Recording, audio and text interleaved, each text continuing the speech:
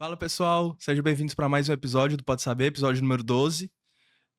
De novo, mais uma vez, a gente está aqui nos estúdios da Creative. A Creative é uma produtora de conteúdo, né? Uma empresa que auxilia criadores de conteúdo a fazer a produção de conteúdo tanto para videoaula, cursos online, plataforma que vocês podem usar para postar os conteúdos de vocês e, obviamente, também fazem a parte de podcast, né? Fica bem aqui no centro da Aldeota, na Torre Santos Dumont. Quem quiser dar um passo a mais na criação de conteúdo digital, eu recomendo fortemente que vocês busquem aqui o, o trabalho da Creative, que é o nosso parceiro no desenvolvimento aqui do Pode Saber. E para esse 12º episódio, estou aqui com o Rafael Saldanha. Tudo bom, meu amigo? Tudo bom, cara? Obrigado por ter vindo aí. Obrigado. Vamos conversar hoje, né? Eu fico fazendo esse suspense toda a vida, mas vocês já sabem, porque tem no thumb, no título, né? A gente vai falar sobre governança corporativa, compliance empresarial. Foi até um dos convidados passados, né? No final sempre peço uma recomendação de um convidado futuro para o convidado presente. Uhum. Um deles falou ele não falou de um nome específico, mas pediu para falar sobre governança. Uhum. Então, antes da gente começar, queria que tu se apresentasse aí pro pessoal, o que é que tu trabalha, o que é que tuas empresas fazem hoje, qual é a tua formação. André, obrigado. Obrigado também pro pessoal da Creative de estar aqui nos recebendo e um estúdio bonito, uma produção super legal. Parabéns para você por essa iniciativa. Eu acho que o mercado precisa ter aprofundamento em certos temas. Acho que uma grande carência do Brasil é iluminação sobre certos assuntos para que isso gere evolução empresarial, pessoal, né?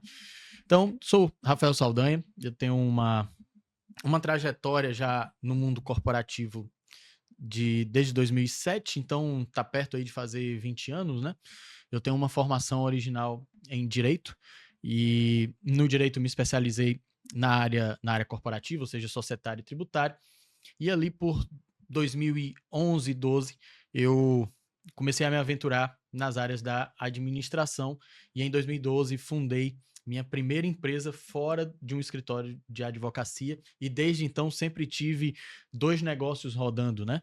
Eu fui sócio de um escritório de advocacia e tinha sempre participações em empresas no campo da estratégia, da governança, da gestão e de lá para cá foram muitos aprendizados e muito crescimento e eu sempre me encantei muito pelas áreas que envolve relacionamento humano, política, crescimento pessoal, estratégia e, obviamente, governança, né? Então, esses foram sempre meus temas de estudo, meus temas de trabalho, e hoje a minha vida pessoal ronda dentro do direito e dentro da administração 4 temas: governança familiar, governança corporativa, estratégia corporativa e liderança. Então, esses 4 temas, tanto no meu negócio jurídico, no meu escritório de advocacia, como na minha consultoria, são os temas que eu mais estou presente, que eu mais consigo contribuir, afora, obviamente, minha posição como empresário, como gerente ali das operações, né? Então, é por aqui que eu consigo passear e talvez contribuir com o que você tem para nos trazer aqui. O Rafa é uma das pessoas mais inteligentes que eu já conheci. Que A gente conversa é essa, rapaz? se conheceu lá nos idos de 2017, 18, talvez, na época dos... Não tem mais hoje, né, mas na época dos grupos de estudos liberais, Isso. Dragão, Atlas. Tu ainda faz alguma coisa? Atuação política, acadêmica, intelectual, ou tá mais nas empresas mesmo? Olha, menos, mas a gente nunca deixa de fazer, né? Principalmente do ponto de vista de alguns aconselhamentos, algumas palestras aqui e ali, mas como foi alguns anos atrás, que rodava o Brasil dando palestras e formando gente, porque aquilo deu muito resultado, né? Uhum. Não só a minha atividade, eu acho até que a minha atividade foi muito pequena, mas de muitos grupos, de muitos think tanks no Brasil, eu acho que aquilo ali gerou um burburinho gigantesco que hoje o que muita gente vê como uma coisa ruim, que é uma certa divisão política, eu acho que isso é uma conquista social de você ter vozes tão pulverizadas, um debate político que, apesar de, obviamente, vez por outro ficar bastante pobre, mas pior era não ter o debate, né? Sim. Então, acho que como atividade valeu. Um dos intuitos aqui do Pode Saber como tem aí escrito, tornar o conhecimento acessível a todos, muito inspirado lá por um professor chamado Ludwig von Mises, que tu conhece, que ele, no final do livro dele, do livro mais panfletário, né, mais divulgado dele, As Sim. 6 Lições, no capítulo 6, ele fala que ideias, somente ideias podem iluminar a escuridão, então estamos tentando aqui dar nossa contribuição para esses Sim, assuntos, ainda que se envolvendo com assuntos acessórios a isso. sim. Mas, cara, governança, né, a gente no Brasil especificamente, né, depois a gente faz um panorama mundial, mas no Brasil a gente tem, muita empresa com muito problema de governança, Sim. né, principalmente porque a gente, até mesclando os assuntos, né, tem um problema, eh, quase histórico de um patrimonialismo brasileiro quando se refere à governança de empresa estatal. Uhum.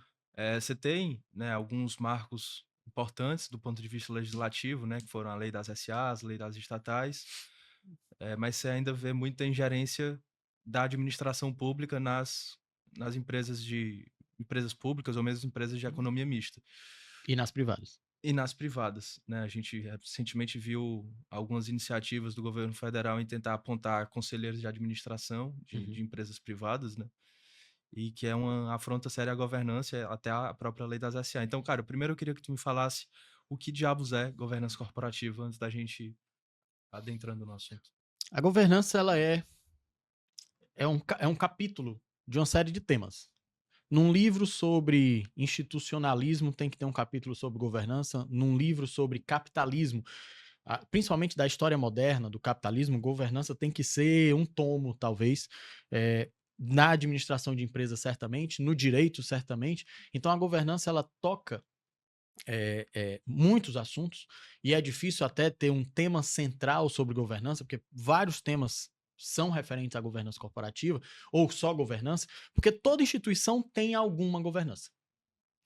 A discussão sobre governança é, na verdade, sobre padrões, sobre referências de governança. E o que eu estou querendo dizer sobre isso? Todo negócio, bem ou mal, fazendo isto de um modo correto ou não, corrupto ou não, tem ali um modo de gerenciar. Esse gerenciar envolve desenvolver, deliberar e fiscalizar.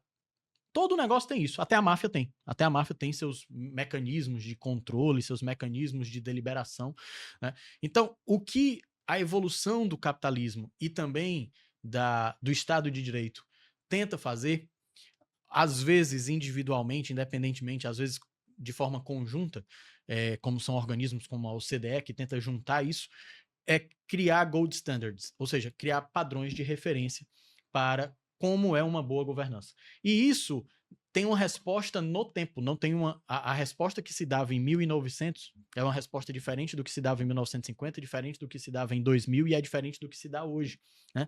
E o Brasil, o assunto da governança no Brasil, praticamente ele vira um tema com esse nome, governança corporativa, apenas ali no início da década de 90.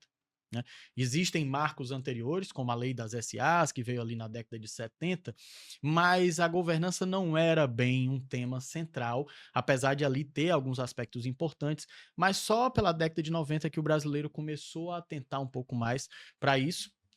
E, por incrível que pareça, muito por uma ação de Estado, que foi de abrir a economia com o governo Collor, para que houvesse mais facilidade de entrada de empresas estrangeiras no Brasil, com suas filiais, com empresas multinacionais, e aí essa enxurrada de capital estrangeiro começou a trazer práticas também, tanto de prestação de contas. O cara estava aqui com a filial, com a multinacional no Brasil, ele precisava reportar para a matriz, e aí alguns princípios de transparência, prestação de contas, conselho de administração, órgãos, né, começaram a vir também para o Brasil, e aqui foi o primeiro momento que o Brasil começou a ter acesso mais robusto ao que era uma governança como a gente tem como padrão de referência. Então, um conceito bom de governança aqui, diferentemente do que a gente poderia extrair de livros, é que governança passa por um centro de deliberação, execução e controle de instituições.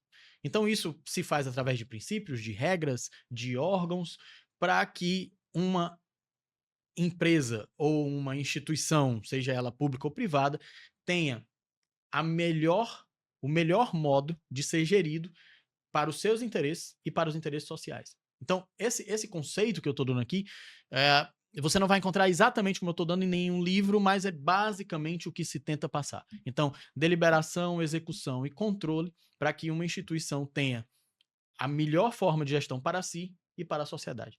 O como isso é respondido, cada época vai dizer, vai dar a sua resposta. E vamos entrar nesse assunto já, mas então governança, ela pode ser governança corporativa, que vai ser o centro aqui da nossa discussão, mas Sim. pode ser uma Terceiro governança setor, pública, terceiro setor, exato, ONG. exato, Então exato. governança é basicamente uma forma Doméstica. de, se a gente for levar quase que ao pé da letra, é uma forma de governar, de gerir, de Isso, gerenciar uma instituição, seja pública, seja privada, seja o exato. que for. É, e aí, para você fazer a gestão de uma empresa, por exemplo, para fazer a governança corporativa da empresa, você tem alguns órgãos, alguns conselhos, Uhum, e que eles têm funções específicas, sim. né. Então você tem, de um lado, os executivos, os diretores da companhia, que respondem ao conselho de administração, via de regra, principalmente empresa de capital aberto, Uhum, e que respondem aos sócios, aos acionistas. sim. Como que se dá essa relação na prática entre esses principais entes? E aí, se tu quiser, tu já coloca também os comitês, os conselhos Sim. fiscais, de auditoria, Eu, etc. eu acho que é legal entender a evolução da governança no tempo, porque aí você vai entendendo esses três Boa, pilares que eu coloquei. boa, bora lá. Eu estou falando de deliberação, execução e controle. A governança, de um ponto de vista de história do capitalismo, ela inicia muito mais por uma tensão entre deliberação e execução. Vou explicar. Ali pelo século XVIII, XIX, especialmente eh, XIX, as empresas começaram a crescer a certo ponto que elas estavam começando a ir muito mais longe do que estavam os tentáculos, vamos dizer assim, dos seus donos. Então, são empresas, especialmente na Inglaterra, nos Estados Unidos, em pontos da Europa, que começaram a ter mais de 500 funcionários, que começaram a ter filiais em não só cidades, mas países distintos, e que isso, obviamente, junto de uma longevidade, a empresa parou de durar 20 anos, de morrer com um dono, agora começou a ter sucessão para a família. Isso vai gerando uma complexidade tal que, vou dizer um ponto apenas dessa complexidade: o cara precisa contratar gente para tomar conta do negócio. E aqui vem a figura do executivo.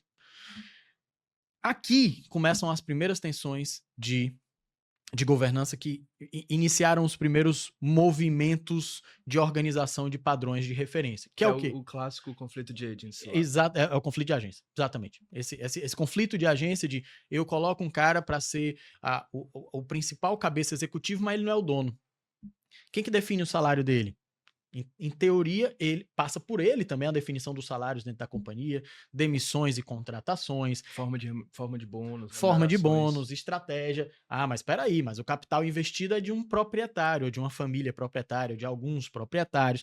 E aqui começa a ter, vamos lá, sobrou R$ 1 milhão, US$ 1 milhão, US$ 1 milhão no final do exercício, no final do ano.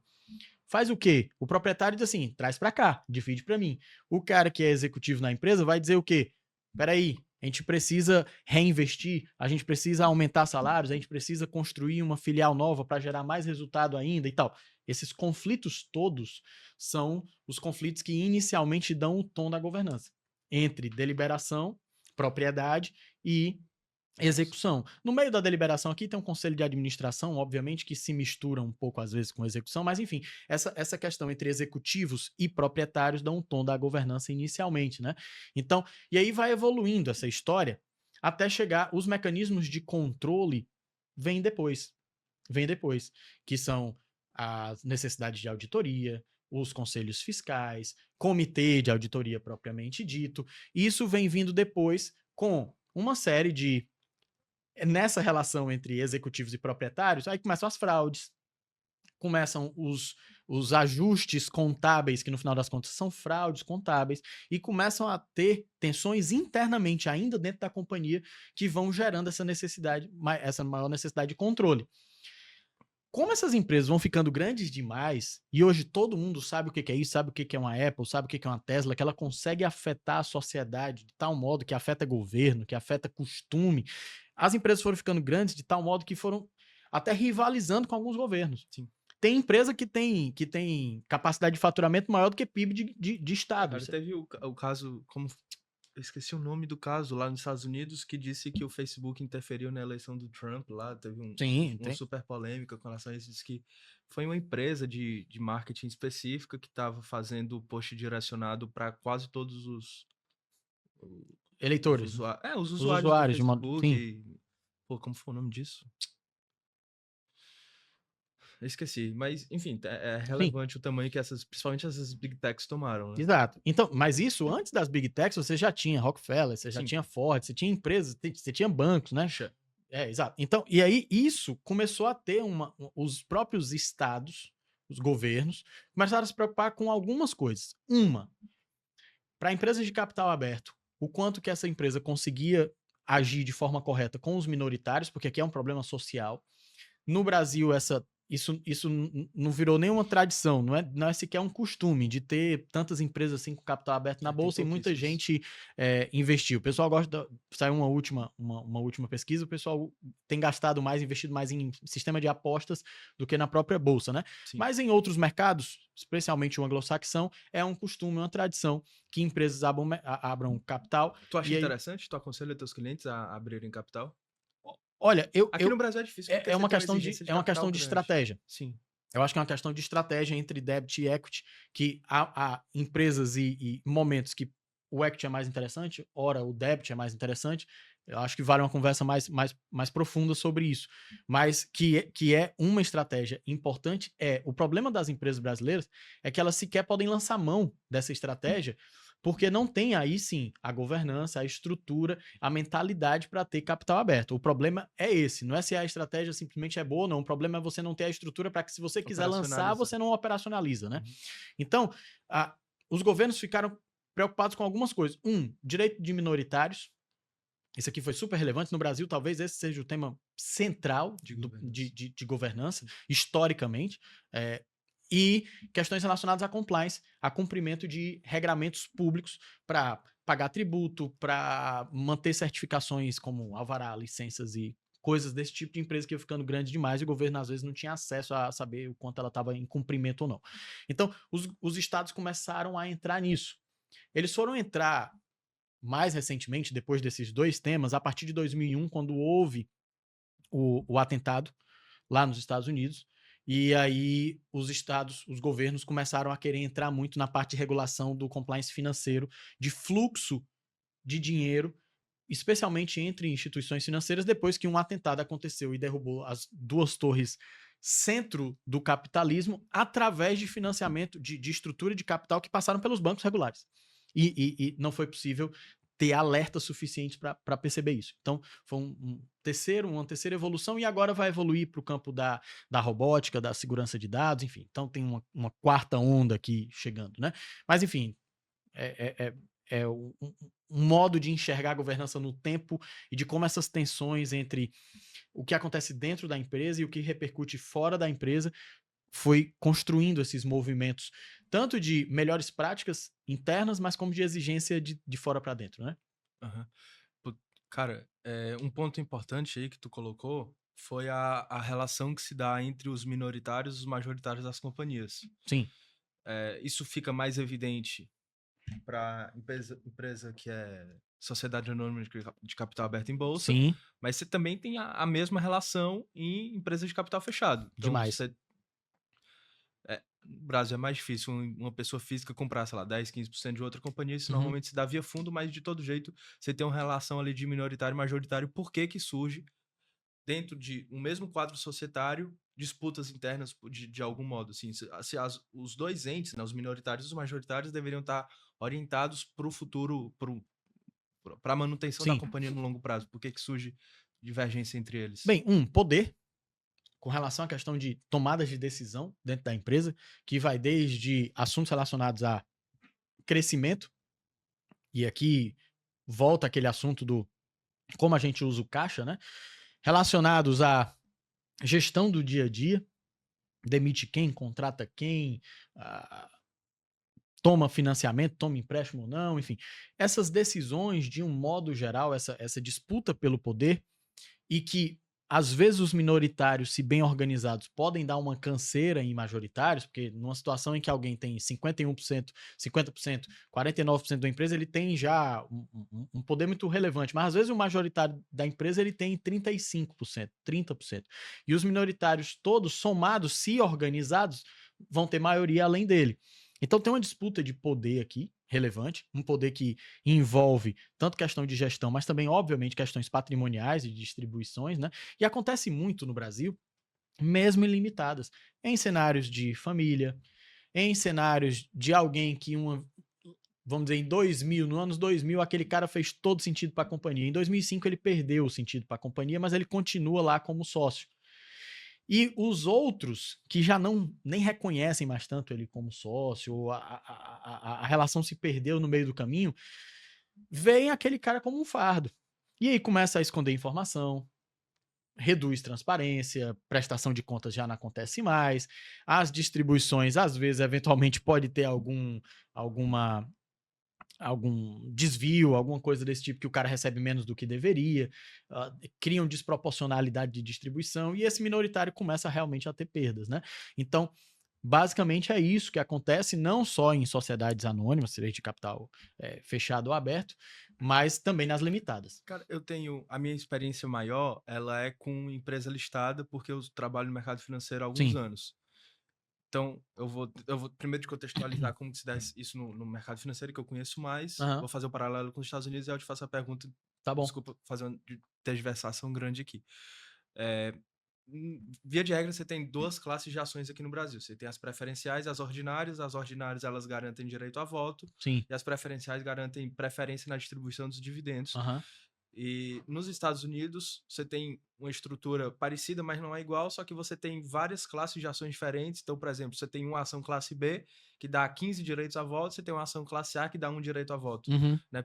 Esse é um dos motivos que muita empresa opta por fazer a abertura de Na capital nas Nasdaq. bolsas dos Estados Unidos, justamente porque você tem esses mecanismos de governança mais estabelecidos. Então, por exemplo, a XP ela é uma empresa que o fundador deve ter hoje uns 15% da companhia, mas o poder de decisão dele deve ser alguma coisa como 60%, 65%. Uhum. Notadamente aqui o Guilherme Benchimol. Aqui no Brasil, em ambiente fora de bolsa, né? Então empresas de capital fechado, você tem algum mecanismo parecido com esse que você garanta, mesmo que o sócio fundador, por exemplo, ele não seja mais majoritário, ele tenha poder de decisão sobre Geralmente vai por rumos da ação companhia? preferencial, né? Geralmente vai aqui tanto por ações preferenciais, acordos para fazer bloco de votos, e aí você consegue essa garantia de poder político, né?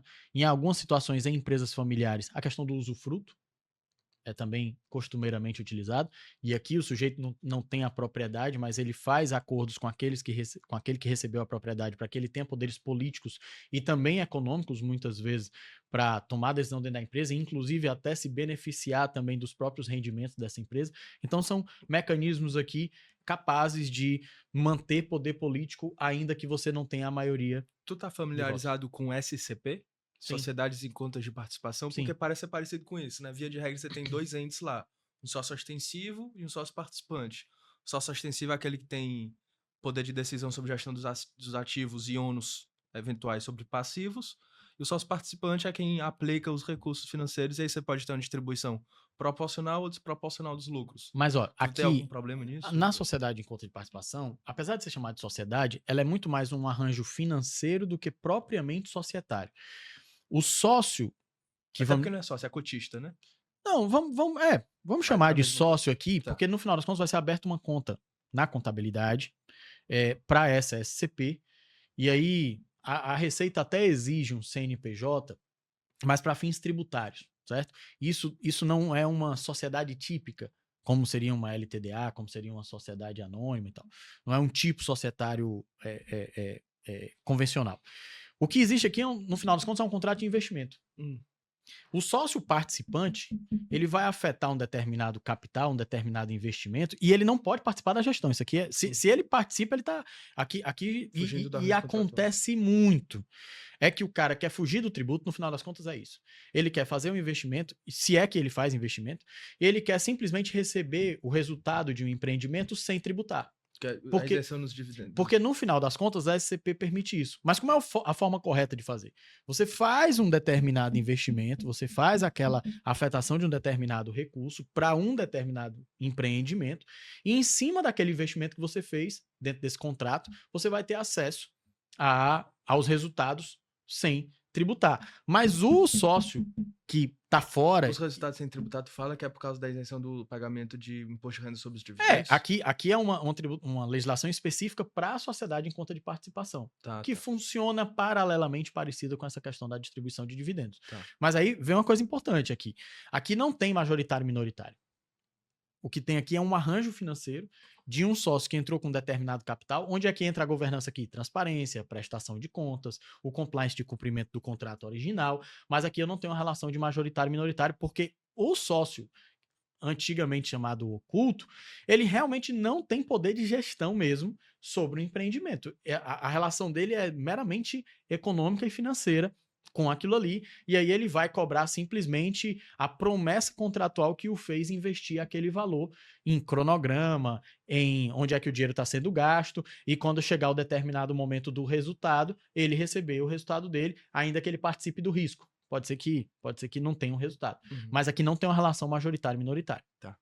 E, cara, voltando lá pro que a gente tava conversando, como que se dá na prática, primeiro, o que é um conselho de administração e como que se dá na prática a diferença entre a função dos executivos, dos conselheiros de administração e dos acionistas de uma empresa?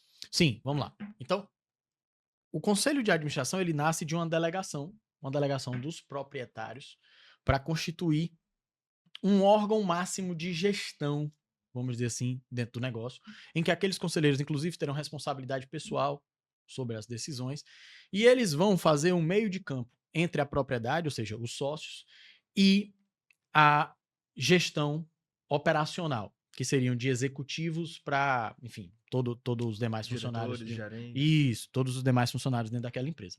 Então, o conselho de administração, ele tem uma função de, primeiro, e aí, claro, aqui é uma função, vamos trazer para dentro do campo da gestão, a gente tem que tirar um pouco do campo do direito, já a gente entra para o campo do direito. Manter aquele guidelines da companhia, ou seja, qual é a linha de ética, princípios, valores que aqueles sócios, aqueles proprietários têm para aquela companhia. O conselho de administração tem essa obrigação de tentar manter, tomar decisões levando em conta aquilo. Ele também é o órgão deliberativo da estratégia. Eu estou falando deliberativo porque essa estratégia ela tem um vai e vem aqui com o corpo executivo. Geralmente a produção da estratégia de crescimento vem muito como encomenda do conselho de administração para o corpo executivo, para os diretores da empresa. A estratégia geralmente vem deles, mas ela precisa ser deliberada e decidida no campo do conselho de administração, que aí vai decidir sobre orçamento, sobre a ritmo de como aquilo vai acontecer. Então, o conselho de administração, ele é nomeado de cima para baixo. Então, os sócios, os proprietários nomeiam esses conselheiros e eles nomeiam o corpo executivo. Os diretores Quem contrata os executivos é o conselho de administração. Conselho de administração. Estamos falando tudo aqui de prática. É como acontece? Bem, de prática, sim. Um recomendado é isso. Tá. Então, esse conselho de administração ele vai ser o órgão máximo do ponto de vista de gestão, né? Ficando abaixo só das decisões mais críticas envolvendo propriedade, que aí vai ser feito pela Assembleia de Sócios. Vai vender? O conselho de administração ele pode encaminhar como uma estratégia de vamos vender a companhia. Mas, no final das contas, a propriedade não é dele, a propriedade é do sócio. Então, tem uma assembleia que vai definir questões máximas sobre ativos, sobre ações, coisas relacionadas à propriedade, né? E esse conselho de administração, ele faz esse meio de campo de estratégia e propriedade entre os sócios e a gestão, né? Então, ele é o órgão máximo de tomadas de decisão relacionado à gestão e ele próprio investe os diretores, faz a avaliação dos diretores, cobra esses diretores, faz a validação da estratégia produzida por esses diretores e faz também um acompanhamento se ela está sendo seguida ou não. Ele faz a instância máxima do planejado realizado, né? Vai ser realizado. Então, esse é o órgão do conselho de administração, que é facultativo para, agora entrando um pouquinho aqui no campo do direito, ele é facultativo para empresas limitadas e sociedade anônima de capital fechado, e ele é um órgão obrigatório para empresas que vão fazer ofertas públicas no mercado de capitais, sociedades que a gente chama de sociedade anônima de capital aberto, né? Então eles são obrigatórios lá, e ele tem regras, a depender do seu nível de mercado, inclusive isso aqui é uma criação brasileira. Ter níveis de governança na Bolsa, isso é uma criação brasileira, de ter níveis dentro da B3, novo mercado. Isso aqui é uma criação tipicamente brasileira, o que é uma boa criação.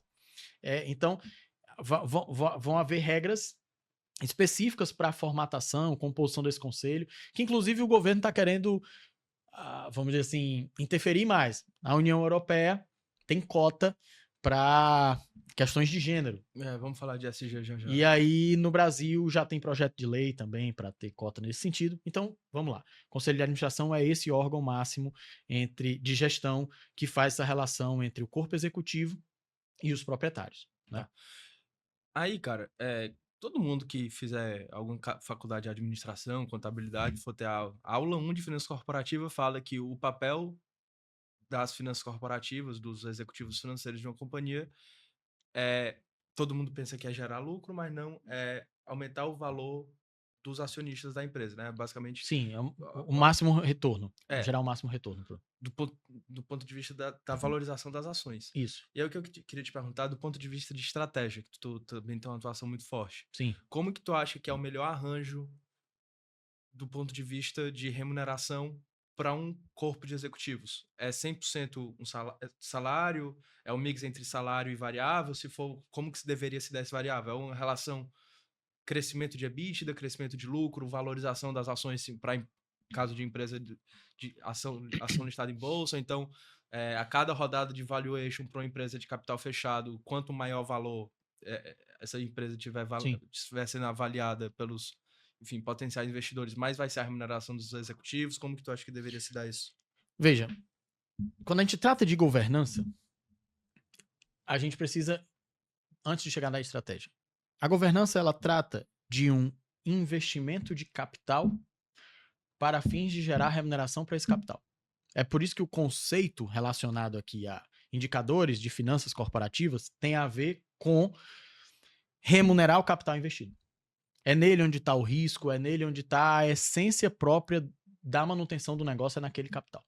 Então, governança pura e simples é retorno para a remuneração de capital. Isso aqui, claro que isso aqui vai ganhando uma série de complexidades a partir do que a gente já falou daqui para trás. Até de como que se calcula isso. Isso, até de como se calcula isso. Então, o sócio, ele é um investidor. Isso aqui vale para quem está na bolsa, isso aqui vale para quem tem uma bodega na esquina. O sócio é um investidor e aquele capital, ele precisa ser remunerado para que a gente considere aquele investimento um investimento saudável. É para isso que ele aconteceu. Você coloca o capital, você imobiliza um capital para ter remuneração. A empresa, ela é devedora do sócio, dos seus proprietários. Ela é devedora. Inclusive tem uma conta lá no balanço que é justamente isso, né? Exatamente. Então, a empresa é devedora. Pronto. Governança corporativa, de um ponto de vista de finanças corporativas, é isso. A empresa é devedora e ela deve devolver, remunerar ao máximo o capital investido, e isso é um índice de saudabilidade dessa empresa. Quanto mais ela consegue remunerar, mais saudável essa empresa é. Beleza, isso aqui é governança. Vamos para o campo da estratégia. E antes de chegar no campo da estratégia, eu vou falar uma coisa para que a maioria dos estudantes de contabilidade, direito, administração, dentro do campo de recursos humanos aqui, que toca também a psicologia, às vezes atentam muito pouco para isso, entendem muito pouco para isso, e é onde talvez eu tenha mais me concentrado em desenvolver, é que o âmbito da governança e o âmbito da estratégia e o âmbito da liderança, eles têm uma coisa que os une, que é em comum, é uma ciência e é também uma arte, que se chama política. Eu até já fiz vídeo sobre isso no nosso canal.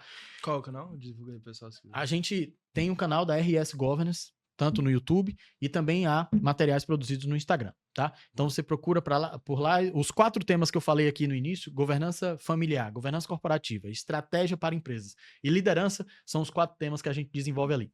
Então esse tema da política, ele passa completamente batido em conversas corporativas. Política enquanto arte de se relacionar mesmo, né? Perfeito. Aí é que tá. Geralmente as pessoas entendem política como... Ela associa muito a questão de governo, partidos, ok, militância, né? Mas a política, ela tem a ver com uma articulação entre interesses individuais e interesses coletivos. E aqui eu vou falar uma coisa que vem da Grécia e o nosso mundo contemporâneo faz um pouco questão de apagar. Mantendo a ética, a justiça e o bem comum. Isso é política, articulação entre interesses individuais e coletivos, preservando a ética, a justiça e o bem comum. Eu tava debatendo uma vez, né, com um amigo meu que ele gosta muito, muito do Bolsonaro, e aí sem entrar em Sim. partidarização política, qualquer coisa disso, né, só pra Uhum. contextualizar, ele gosta muito do Bolsonaro, e eu tenho uma opinião muito cética com relação a todos os políticos de maneira geral, e aí a gente Sim. tava debatendo, né, se ele falando que isso foi no ano passado, talvez, que a economia do Brasil ia quebrar, que o mundo ia acabar, que o Lula ia fazer o Brasil virar Venezuela. Eu, cara, Sim. relaxa, toca teus negócios aí, faz tua empresa, continua lidando com os teus clientes, não se importa muito com política, porque no final do dia isso não vai mudar a tua vida, né? O impacto disso na prática, assim, do dia a dia das pessoas é relativamente limitado, até por questões próprio de governança, né? O Sim. presidente não toma muita decisão sozinho numa república como o Brasil. E ele, cara, não pode ignorar a política, isso é muito importante, não sei o quê. O Aristóteles disse, o homem é um animal político. Eu disse, beleza, ele disse isso, mas ele não estava falando da política partidária, né? Sim. Ele estava falando da política lá enquanto um campo de estudo filosófico que fala como que as pessoas deveriam se relacionar umas com as outras. Exato. Né? E isso, em campo de empresa, isso aqui é fundamental. Porque quando você pega, vamos lá, aula 1 de administração e tal, esse livro não é muito estudado aqui no Brasil, mas um dos maiores escritores no campo da administração, que é o Antônio Lopes, é espanhol, e aí ele tem um livro sobre fundamentos da direção que é direção lá, é gestão, da gestão das empresas, a administração das empresas. Ele tem um triângulo. Esse triângulo fala sobre 3 coisas que toda empresa precisa gerir bem para que as coisas aconteçam bem. Uma é o seu propósito, que é a sua linha de princípios e estratégia. Outra linha é o seu campo de estrutura, é como você faz com que essa linha de propósitos e estratégia se desenvolva. E a outra é a linha da motivação. É como é que vocês fazem as pessoas, dentro dessa estrutura, consigam fazer com que esse propósito e essa estratégia sejam o máximo possível bem Como que se desenvolvidos. arranjar a estrutura de incentivo. Isso é a administração de empresas. Se você só tem um propósito e a estratégia, que é muito comum em campo nas startups, eles estão correndo o tempo inteiro atrás da estrutura, né? Então você sempre entende a empresa olhando para esse triângulo, né? Ah, não, tem um propósito, tem estratégia, tem estrutura, mas aí tem muita empresa que peca porque não tem a motivação, ou seja, as pessoas dentro não estão conseguindo, mesmo tendo estrutura e mesmo tendo uma boa estratégia, conseguir dar conta daquilo. O que é que une essas coisas? Exatamente a nossa capacidade de articulação. A estratégia, falei de governança, finanças corporativas, remuneração no máximo possível do retorno do capital investido. Beleza. E a estratégia? A estratégia, apesar de ela ter que olhar para isso, ela tem a obrigação, porque aquilo ali é fundamento da empresa, ela tem que olhar para outras instâncias. Principal delas, e é uma coisa que a maior parte das empresas brasileiras, quando você vai falar de estratégia, ela não olha, cenário competitivo. Eu tenho que olhar para cenário competitivo. Cenário competitivo em tudo. Tem a ver com o que é que meu produto concorre, é verdade, eu tenho que olhar isso aqui obrigatoriamente, produtos eventualmente substitutivos, validade do meu modelo de negócio, porque todo negócio tem um modelo de validade para aquilo ali, mas também um cenário de competição até de insumos, inclusive pessoas. O cenário de competição tem que ser o norte da estratégia. Tem que ser o norte da estratégia. E quem formula a estratégia precisa formular uma estratégia que, no final, responde a uma pergunta: como eu venço? Não existe estratégia se eu não formulo a resposta para uma pergunta de como eu venço. E aí, claro que eu vou botar aqui um prazo. Como eu venço no meu cenário competitivo em 3 anos, em 2 anos, nesse período. Claro, tem estratégia para 10 anos, tem estratégia para 5, tem estratégia para 1 ano, mas eu tenho que responder como eu venço. Venço quem? Como eu venço meus concorrentes. Estratégia é isso, é cenário competitivo. Como eu obtenho o máximo valor de mercado com o produto que eu tenho pro público que eu quero atender, né? Então, essa é a pergunta da estratégia. Aí você me perguntou, como é que eu formulo remuneração para corpo executivo, sabendo que o fundamento da governança é o máximo retorno possível. Só que esse máximo retorno possível para o capital, ele precisa ser sustentável, ele precisa acontecer no tempo. Então eu tenho que fazer uma articulação entre os interesses de quem investiu, que são os sócios, que são os proprietários, e que, se fosse pela vontade deles pura, de tudo que der de resultado dessa empresa, tudo vem para mim. É óbvio. Sim. É óbvio. Quando você contrata alguém que é um executivo que vive por salário, se ele pudesse, ele botaria assim: 100% do que der de resultado dessa empresa eu quero ter como bônus. É óbvio. É óbvio que ele falaria isso. Para que serve a política? Para a gente conseguir deixar todo mundo feliz, né? A gente tem que deixar todo mundo o mais feliz possível, mas no cenário de empresa, ao mesmo tempo, não acomodado, né? Tem que estar feliz sem estar acomodado. É uma equação que não é tão simples aqui. Então, essa equação eu resolvo com corpo executivo. É super, super recomendável que haja uma composição de remuneração. Isso é para funcionar em todas as empresas? Não, mas funciona em 95%. Composição de delas. remuneração, tu fala fixo, variável? Fixo, variável.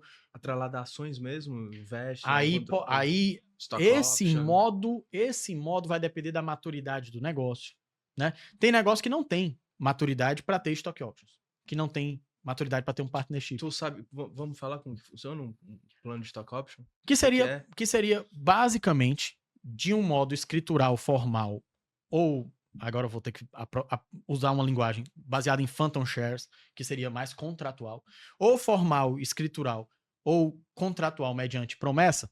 Executivos da empresa tenham acesso a percentuais de propriedade dela ou de resultado de propriedade. Phantom share é tipo, no caso, uma empresa não tem ação, não tem cota, mas você faz um arranjo contratual que fala, ó, quando eu tiver ações, quando eu tiver cotas, tu vai ser responsável por deter tantos por cento. Acontece muito em cenário de M&A. O cara é executivo de uma empresa e ele diz assim, ó, vou te ajudar a vender. Mas, quando você vender, você vai vender 100%. 2% do 100% você vai me pagar. Eu não vou ter os 2% lá escritural, mas eu tenho, é como se esses 2% fosse minha ação fantasma. Eu tenho 2% aí. Então, acontece muito em M&A. Então, é relevante que haja uma composição. O quanto vai ser feita essa composição e como vai ser feito vai depender da maturidade de cada negócio e da estratégia de cada negócio. E, obviamente, todo mundo já entendeu aqui da articulação que se consegue ter. Do quanto. Porque os proprietários, às vezes, assim, caramba, eu preciso de um determinado CEO para minha companhia. Pô, mas esse CEO tá caro. Então eu vou ter que negociar com ele. É numa negociação dessa que surge o cara diz assim, beleza, eu aceito esse salário, mas eu quero 5% da companhia. Ou eu quero 3% do resultado. E hoje faz muita turma de marketing, né? Tipo, ó, eu faço tua propaganda, você contrata um influencer, sei lá. E ele troca por... Media for Equity, né? Sim. Tu acha que isso... Vê, não tem resposta genérica para funciona ou não funciona. Funciona para você, funciona no seu caso. Então, essa situação de você fazer composições é importante para aumentar a sua margem de negociação. No final das contas, é isso. A gente tem o máximo de benefícios. Ah, não, o cara, rapaz, para esse sujeito aqui, eu não preciso aumentar tanto o salário. Se eu der para ele férias 2 vezes por ano, se eu der plano de saúde para a família inteira, eu consigo. Então, esse é o ponto. Você precisa aprender a como lidar com as armas de negociação possível que estão disponíveis no mercado e que a sua empresa tem maturidade para tocar. Tem que ter cuidado, porque às vezes alguém vê algo que está todo mundo fazendo no mercado, mas a empresa não tem maturidade para fazer. Ou não se estruturou bem para fazer. Exemplo, um plano de partnership, com vest, stock options e tal. Isso é lindo do ponto de vista falado, mas pode dar muita confusão se for mal feito. De você começar... Como, por exemplo? Como poderia dar confusão? Exemplo, onde trava o onde trava o valuation, por exemplo, da companhia. O cara tá tendo acesso ao vesting agora, e aí você tá disponibilizando para ele um determinado percentual, mas ele não gerou o resultado que ele tinha prometido, mas ele já teve acesso a um determinado percentual de participação, e aí você precisa comprar a cota dele daqui 2 anos. Só que, por outros motivos, a sua empresa cresceu e não foi por ele. E ele ganhou ele vai ganhar um spread aqui. Como é que eu faço essa trava de valuation? Isso aqui é um assunto. Outra coisa, como é que eu não transformo minha empresa num balcão de negócio? Que todo mundo começa a ter acesso a ações, mas daqui 1 ano o cara diz assim, rapaz, a empresa cresceu tanto que eu não vou precisar nem cumprir meu vest, eu vou logo vender, porque o dinheiro que eu ganho aqui tá bom para mim. Né? E vice-versa também. De a empresa saber se ela vai conseguir cumprir, ela vai conseguir ser sustentável para aquilo que ela prometeu, inclusive com relação à política interna. Uma coisa é eu decidir sozinho. Eu decido sozinho na minha empresa, eu tenho 100%. Agora eu peguei 49% e pulverizei. Tô cheio de sócio. Tô cheio de sócio. Esses caras vão me exigir transparência, prestação de contas. Eu já não vendo mais a empresa se eu não tiver aceite deles. Vão ter questões relacionadas à lei, que eu preciso de quórum de 75%. E agora eu não tenho mais. Se eu não souber fazer essa política interna, eu não entender exatamente o que eu estou fazendo nessa minha proposta de partnership, eu vou meter os pés pelas mãos. E vai sair muito mais caro, talvez. Em Pra caso consertar. de governança familiar, tudo que a gente falou é agravado ou é mais simples desenvolver um plano de governança para uma empresa que o controlador é uma família? Olha, tem coisa que facilita, tem coisa que dificulta, tá? É, a gente deve lançar nos próximos dias um post sobre um estudo feito pela John Hopkins, uma universidade americana, que ele investigou o desenvolvimento das famílias empresárias na crise de 2008/2009 e comparou com empresas não familiares. E eles perceberam que as empresas familiares se saíram melhor Durante a crise. durante a crise. Massa. E aí esse é um estudo interessante, porque há no mercado uma certa percepção de que empresa familiar só tem ponto negativo, né? Ou que é algo mais difícil de ter governança e tal. Mas por que as empresas familiares se saíram melhor? Foi basicamente por 3 motivos apontados nesse estudo. Ela entrou com mais caixa na crise e durante a crise ela manteve mais caixa. Olha que coisa interessante. Ela tinha uma disponibilidade de caixa 20% maior do que a empresa não familiar. Caramba. Muito por quê? Porque enquanto empresas não familiares, e aqui é também estudo, tende a distribuir mais valor, as empresas familiares, como ela confunde o patrimônio da família com a própria empresa, Sim, tem muito. muita empresa super rica de sócio pobre, porque ele deixa o dinheiro lá dentro. E o contrário também. Tem o contrário quando o cara tem essa tendência de esvaziar a empresa, né? Mas historicamente, inclusive lá nos Estados Unidos também isso acontece aqui no Brasil, as empresas familiares tendem a ter mais caixa do que as não familiares.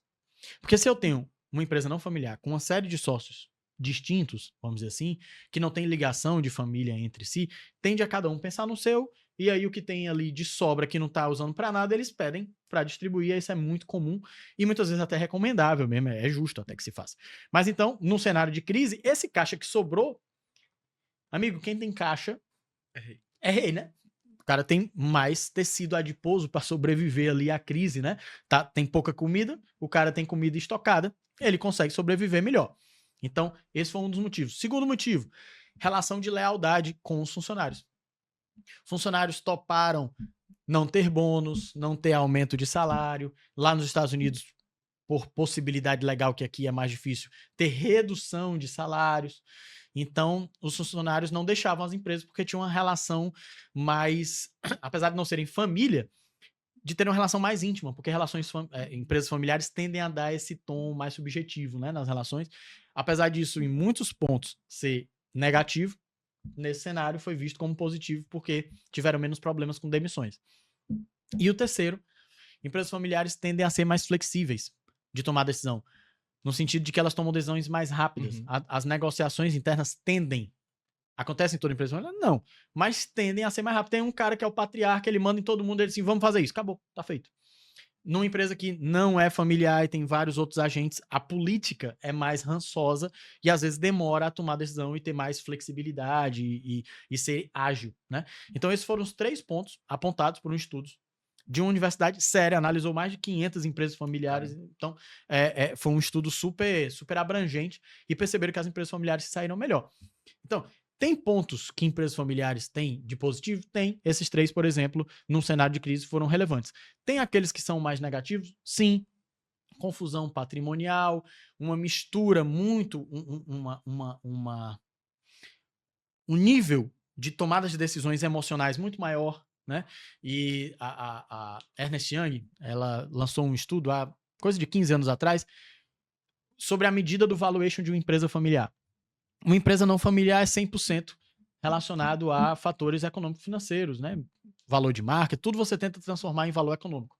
Numa empresa familiar, a Ernst Young diz que é 70% o valor econômico da empresa, 30% um valor emocional. Caramba. E esse 30% desse valor emocional tem muito a ver sobre o quão saudável são as relações entre a família, entre os sócios e desses sócios para com seu corpo gerencial.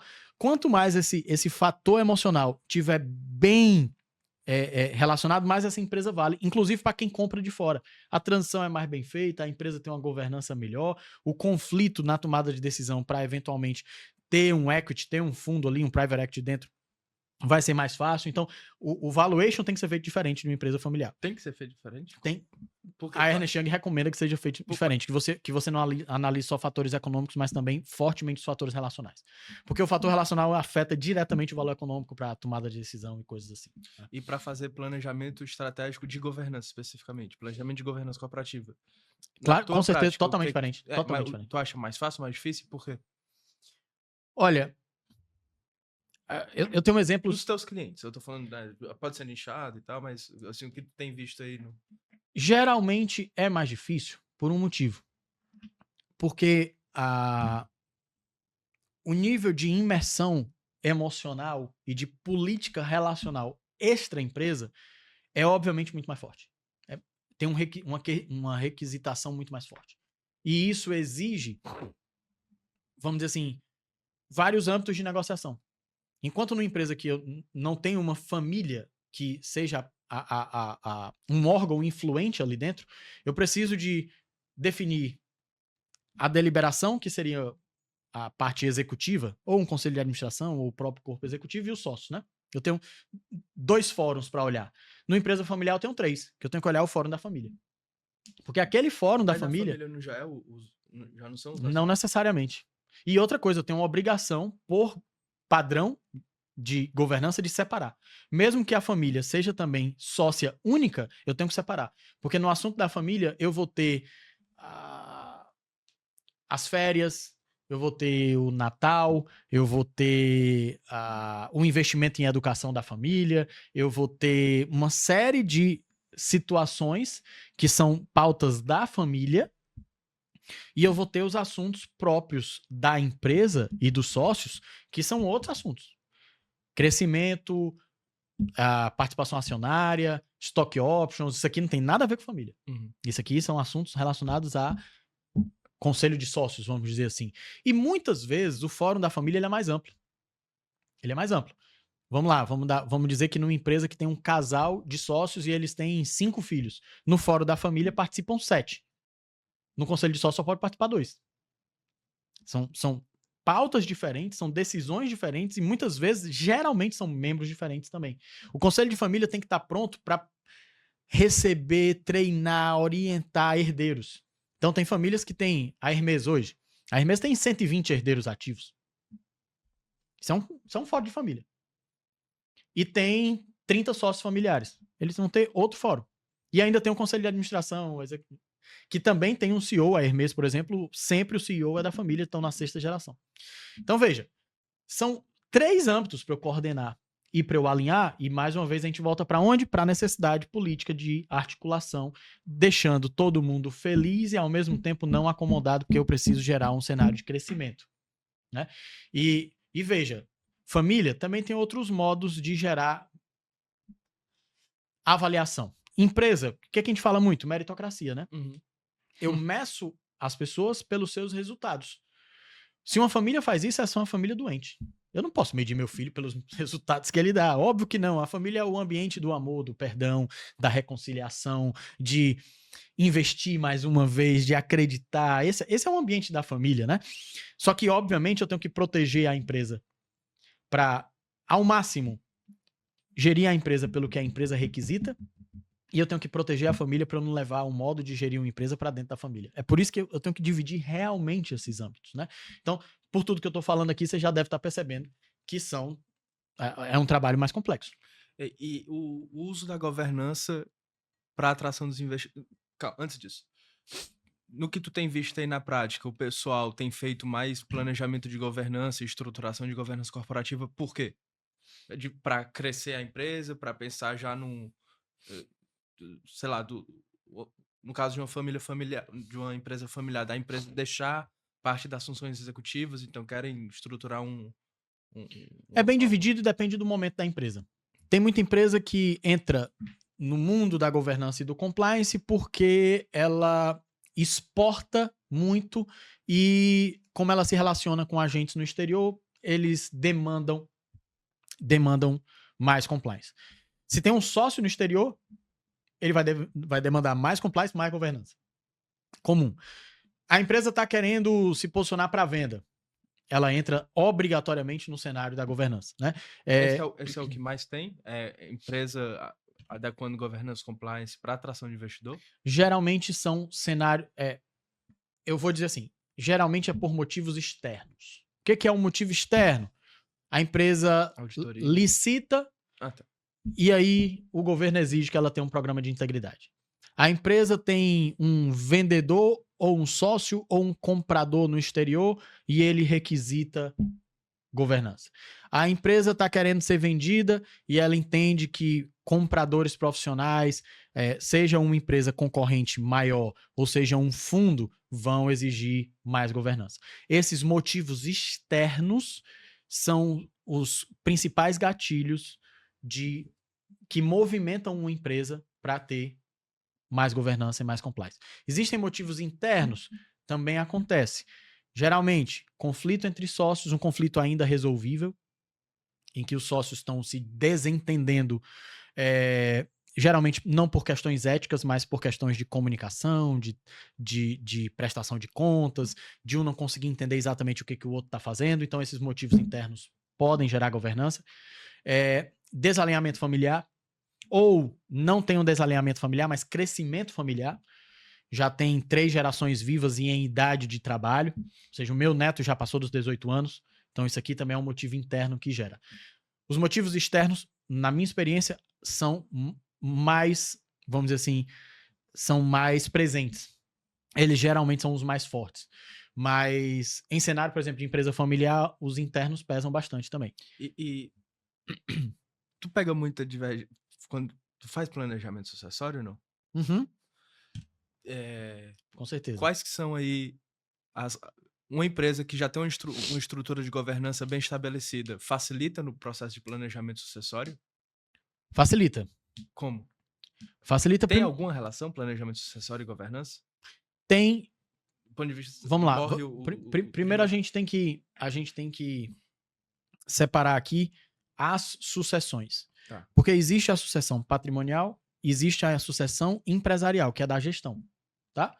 Então, uma empresa que tem uma governança bem organizada, ela pressupõe algumas coisas, tanto do ponto de vista de propriedade como do ponto de vista de gestão. Do ponto de vista de propriedade, um estatuto ou um contrato social bem feito, que prevê eventos como divórcio, que prevê eventos como falecimento, como uma incapacidade absoluta. O cara tá com Alzheimer, não morreu, mas não consegue mais tomar decisões, e a decisão dele nem poder mais tem, são nulas do ponto de vista jurídico, né? Então, ele já tem um instrumento societário mais bem organizado. Tem sócios, então tem um acordo de sócios já prevendo todos esses gatilhos, prevê valuation constante, então a empresa já tem noção exatamente de quanto que ela vale, ela escolhe a metodologia correta de valuation, porque tem empresa que precisa, se for analisada por uma metodologia mais patrimonial, não é a correta, teria que ser mais por valores de mercado, fluxo de caixa descontado, você tem que entrar aqui bem. Então, isso a governança tem que trazer para a empresa. Uma empresa que tem isso, morreu alguém, obviamente, ela já tem um gatilho patrimonial de como é que isso acontece, já está escrito, já está definido, facilita um planejamento sucessório, porque o planejamento sucessório ele vai ter tanto a captação da vontade, a lei brasileira segue a lei romana, já lá mesmo, dos séculos antes de Cristo até, de prever que 50% é disponível, 50% tem já destino certo, né? Então, tem um âmbito de vontade importante. 50% o cara pode deixar para quem ele quiser na proporção do que se queira, obviamente avaliando qual é o regime de casamento, herdeiros que se tem, né? Então, uma governança bem feita, no campo da propriedade, você já percebeu aqui que ela vai nos ajudar desde os gatilhos escritos até questões de valuation. Como se paga? Como é que se paga? Eu pago todo de uma vez? Ou já deixo no acordo de sócio que a empresa pode pagar em 24 parcelas, em 48 parcelas? Isso afeta totalmente o fluxo de caixa. Morreu alguém e eu tenho que pagar a parte do cara toda de uma vez, é totalmente diferente de eu ter que pagar em 48 meses. Por quê? Porque já estava redigida no meu acordo de sócio que ia ser assim. Vê como tem um impacto gigantesco. E tem a sucessão do ponto de vista de gestão. Entra minha esposa, pode entrar um filho. Se você não escreve nada, a propriedade puxa a gestão, em alguma medida. Querendo ou não, eu vou ter um sócio novo ali que por causa de um evento de morte, eu tinha uma sociedade com o André. Eu não tinha uma sociedade com a esposa do André. Só que eu deixei a coisa correr, não ajustei meus atos societários, não fiz um acordo de sócio. André faleceu, eu virei sócio da esposa do André, ou dos filhos do André. Eu queria isso, eu tinha pensado sobre isso. E essa pessoa vai começar a tomar decisão aqui comigo, né? Pelo menos decisões de sócio. Então isso afeta, né? Então se eu começo a também pensar tanto na sucessão de propriedade, mas na sucessão também de gestão, e aí, meu filho vai participar do negócio, como é que entra familiares dentro do negócio? Eu posso contratar ou não posso? Tem uma regra para isso? E se contrata, quais são as regras para contratar? Isso tudo é amarrado no Estatuto Social, onde que... Isso aqui tem um misto de atos societários que são públicos, geralmente voltados para a parte de propriedade. Tem acordo de sócios que mescla propriedade e gestão. E tem um protocolo familiar, que é o documento que regula a família. Lembra que são fóruns distintos? Então eu tenho que ter documentos distintos para cada âmbito distinto. O protocolo familiar, ele é um documento social, um documento político para a família, com as regras da família com relação aos negócios da família. Pode trabalhar ou não pode? Pode chegar até que posição? Lá no grupo G3 do Lema, só pode ser trainee. Tem empresas aqui, cearenses, que até determinado ponto só podia um herdeiro de cada família. Agora não entra mais ninguém, só pode entrar se for em conselho. Não vou dizer nome para não... Sim. Mas talvez eu falando aqui, alguém consiga identificar que empresa e que família é essa. Então, isso é regra. Isso é regra em âmbito de família e você pode negociar com sócios extra-família posteriormente, né? Ou ao mesmo tempo. Uma palavra que tu falou muitas vezes foi compliance. O que é isso? Compliance, se a gente for tirar do âmbito do estrangeirismo, né, e trazer para o campo da conformidade, compliance nada mais é estar conforme a determinadas regras. Podem ser regras internas e podem ser regras externas. O compliance que pesa mais, obviamente, é o compliance para com regras públicas. São exigências legais para que uma determinada empresa cumpra com a sua responsabilidade corporativa. Recolher tributos, estar com todas as suas certificações e licenças em dia, né? Enfim, tem todo esse âmbito de conformidade. Na CVM, você tem as suas declarações, que você tem que cumprir, tudo isso aqui é compliance. Tem um compliance com relação a regras internas também, que são as próprias políticas da empresa, que também é compliance, e que são regras que precisam ser cumpridas. Só que tem vamos dizer assim, o ouro do compliance, apesar de a gente, ao traduzir na íntegra, estar conforme, muito bem, estar conforme é realmente a essência do compliance. Mas tem uma coisa por trás do estar conforme, que no final das contas é o mais relevante para você perceber a intenção de compliance. Olha o que eu estou falando, a intenção de compliance, que tem a ver com como são seus mecanismos de gerir risco. Quando o Bacen fiscaliza uma instituição financeira, ele não analisa simplesmente se ele cumpre ou não regramentos. Ela analisa se ele cumpre regramentos e se ele tem mecanismos de gerir risco. Por quê? Por que isso é importante?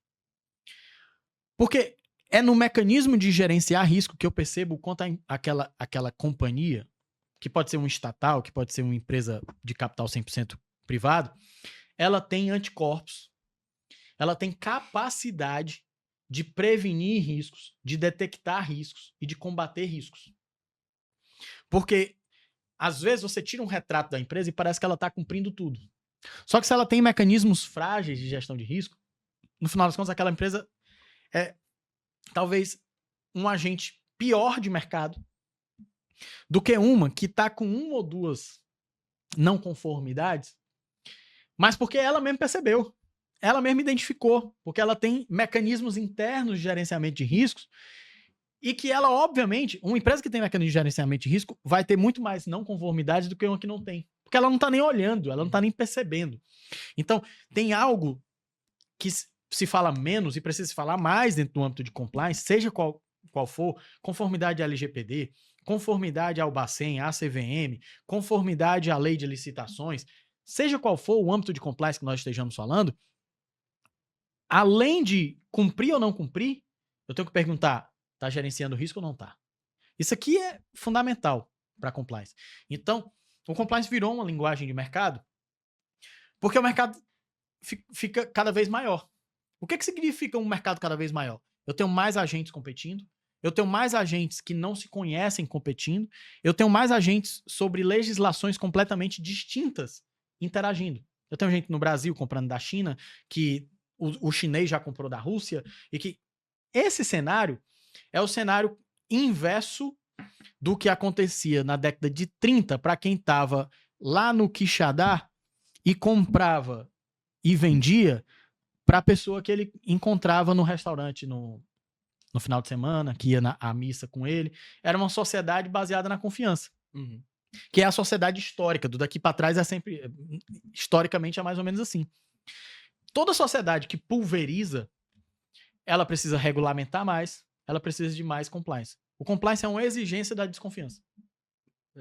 Explicação legal, né? É isso. Compliance como exigência da desconfiança. É isso. Cara, e o ISG, hein? Assim, recentemente, desde 2010, talvez, é uma pauta que tem ganhado relevância, né? Que são as tais das questões de environmental, social and governance, né? Questões ambientais, sociais de governança corporativa. Passou muito tempo falando de governança corporativa, que eu acho que é o pilar principal. Enfim, e aí é só uma opinião, né? Uhum. Que as empresas mais deveriam se focar os esforços na parte de governança. Mas você também tem os pilares de meio ambiente e sociais, e que por vezes são muito fáceis de serem cooptados e até ideologizados em alguns momentos.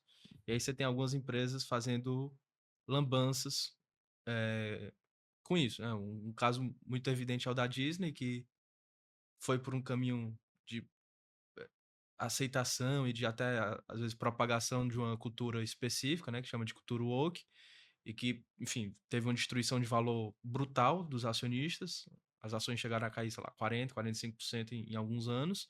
E aí teve que chamar o antigo CEO, Bob Iger, para, enfim, tentar trilhar, fazer a companhia voltar a trilhar, tentar fazer a companhia voltar a trilhar o caminho de sucesso.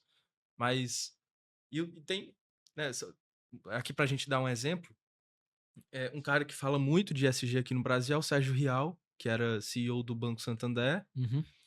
Ele saiu do Banco Santander, ele foi para uma empresa de frigorífico, não me lembro qual, ou foi antes do Santander.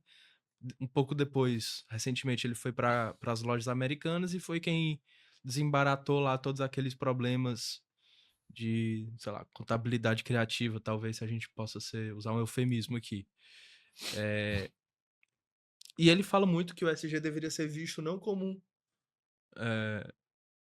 uma pauta, assim, mas deveria ser visto como uma agenda de negócios. Uhum. Eu queria ver entender o que tu pensa sobre ESG, e é isso, assim, as empresas deveriam de fato se importar tanto com questões ambientais e sociais. É importante, não é? O que tu tem pensado sobre isso? Olha, antes de falar sobre ESG, tem um assunto que a gente tem que ter cuidado no âmbito de empresa, e eu tenho muito esse cuidado, de evitar que uma moralidade 100% econômica seja a única moralidade para tomada de decisão.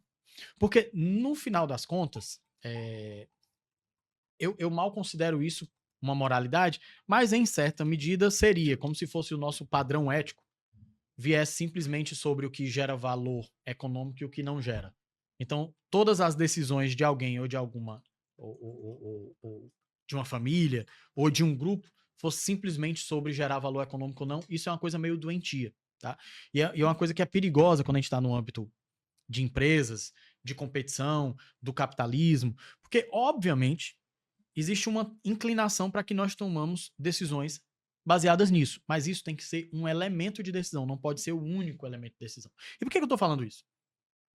Porque todos nós, enquanto sociedade, temos responsabilidades e temos chamados, nós temos vocações para fazer com que a vida das pessoas, tanto as nossas como a das demais, possa ser as melhores possíveis, tá? Então, existe uma moralidade meio perdida, e esse é um problema moderno. Nós perdemos o gancho do que é realmente moral e o que realmente é justo. Eu sei que posso tá entrando aqui num cenário meio filosófico, mas é porque isso vai dizer por que o ISG está errado e por que ele está certo. Porque ele ao mesmo tempo toca num ponto correto, mas ao mesmo tempo ele também tem muitos pontos de erro. E uma questão é, Um ponto da justiça, que é uma nota de moralidade, é eu não tomar o que é dos outros, eu não agredir o que é dos outros, eu não gerar danos no que é dos outros indevidamente. É muito difícil eu, ao falar sobre poluição, não falar que existe muitas medidas de injustiça quando eu permito que a poluição aconteça de forma desregrada. É claro. Se eu coloco elementos químicos num rio, eu posso afetar a saúde, a vida econômica e até a vida de uma série de pessoas que eu não tive compromisso para com elas. São as externalidades que se estuda em economia. Exatamente. Que aí vem a questão do Coase e tal, artigo, a teoria da firma, 1937, vem todas as questões dessas externalidades que acontecem e que, de algum modo, ferem a justiça. E é uma questão de moralidade. Para o meu bem, produzir determinada coisa, eu poluí o ambiente, tirei o trabalho de um pescador que os peixes ali morreram, eu afetei o trabalho de quem precisava daquela água purificada para fazer determinada coisa, eu matei criancinhas, tudo isso pode acontecer. Veja, poluição é um tema também da justiça. Degradação, todas essas coisas ambientais são temas da justiça. Ok, vamos guardar isso aqui num determinado ponto. Eu também tenho temas da justiça relacionadas a questões sociais, relacionadas a limite de horas de jornada de trabalho, a descumprimentos de pagamento de remuneração, a exclusões deliberadas de certas pessoas do mercado de trabalho. Tudo isso eu posso gerar problemas de justiça. Obviamente eu posso. Às vezes até o governo gera. Imagina, se o governo brasileiro institui o salário mínimo de R$10.000. O que é que o governo brasileiro fez com isso? Vamos lá, instituiu o salário mínimo de R$10.000. Quer dizer que a pessoa que hoje recebe um salário mínimo de 1.400 vai receber um aumento e receber R$10.000 ou ela vai ser demitida? Vai ser demitida. E ela vai ser colocada à margem, vai precisar ser informal, porque ela não vai passar a valer R$10.000 porque o salário mínimo passou a valer R$10.000. Ela vai continuar valendo os mesmos 1.500, 1.400, R$2.000. A diferença é que agora ela vai ter que estar na informalidade. Então, veja como a questão da justiça ela é complexa. Até o governo querendo fazer parecendo bem, pode fazer um mal, tá? Então, todas essas questões nos dizem respeito e diz respeito também à empresa. E aí vem, vamos lá, uma questão que já é inerente da vida moderna e que também é uma coisa, vamos dizer assim, meio doentia, que é a politização da vida privada. A gente levou a democracia a um nível doentio. Quer ver o que é um nível doentio de democracia? Imagina que você acorda 7 horas da manhã, abre teu guarda-roupa e você não pode escolher, por exemplo, a roupa que você vai e você tem que abrir aqui uma votação para que as pessoas definam qual a melhor roupa para você sair. Eu tô dando um exemplo absurdo do como, porque tem gente assim, democracia é bom para tudo. Você não toleraria isso. Ninguém toleraria isso. E seria democrático, né? Eu vou abrir para que todo mundo que possa votar diga qual é a melhor camisa, a melhor calça e o melhor sapato para eu sair. É uma votação, é democrática, mas você não sente que isso é justo. Quando eu começo a politizar a vida particular, chamando isso de democracia, primeiro que eu desvirtuo a democracia, que ela não nasceu para isso. Ela nasceu para ser um controle da população contra o governo e não um controle do governo contra a população. É uma desvirtuação tremenda. E eu começo a afetar um âmbito de liberdade absurda com relação ao que as pessoas falam. Liberdade de expressão hoje no Brasil tá fácil de dizer que é um excesso de democracia, né? Que a gente tem vivido, né? Não se pode postar determinada coisa porque um tribunal pode eventualmente considerar aquilo ali uma afronta à Constituição, ainda que você não tenha gerado afronta direta contra ninguém, você só falou, né? Então, o que é o ISG? O ISG, ele não nasceu historicamente num cenário puro corporativo. O tema ISG veio de pautas relacionadas à Agenda 2030 e um pouco antes até pela ONU e agentes políticos envolvidos socialmente tanto pelo terceiro setor como com o governo, e organismos internacionais, OMC, OCDE, que acabam regulando indiretamente negócios e empresas, e é uma tentativa de, através de pautas que são justas, porque você já deve ter percebido aqui que eu considero justas todas essas pautas, de politizar determinados temas e empoderar determinados grupos. Aqui é o ponto do ESG.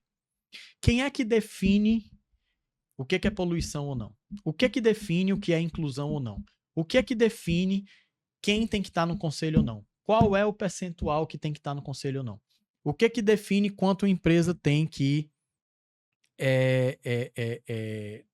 se engajar com o meio ambiente que não seja simplesmente não poluir?